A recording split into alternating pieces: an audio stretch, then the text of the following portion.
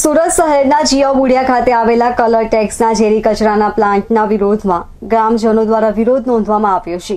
આ વિસ્તારના ગામોના લોકો દ્વારા જીયાબુડિયા હાઈવેથી રેલી કાઢી હતી અને હાઈવે ચક્કાજામ કર્યો હતો અને કંપની સામે સૂત્રોચ્ચારો કર્યા હતા। પરિસ્થિતિને કાબૂમાં લેવા કંપનીએ પોલીસને જાણ કરતા પોલીસ કંપની પર પહોંચી હતી। દરમિયાન ઉશ્કેરાયેલા ગ્રામજનોએ પોલીસ પર પણ પથ્થરમારો કર્યો હતો, જેથી પોલીસે ટીયર ગેસના સેલ છોડ્યા હતા।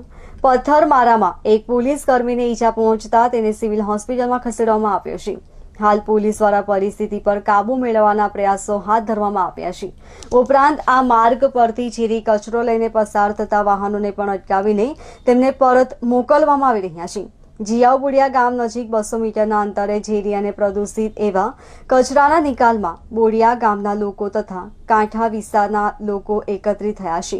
રહેણાંક વિસ્તારથી નજીક આવો ઝેરી અને પ્રદૂષિત કચરો ઠાલવી શકાય નહીં એવો નિયમ છે। તેમ છતાં કલરટેક્સ કંપની દ્વારા પ્રદૂષિત કચરો જીયાબુડિયા ગામ નજીક ઠાલવવામાં આવે છે, જેના કારણે સ્થાનિક લોકો તથા જીવસૃષ્ટિને નુકસાન પહોંચે છે।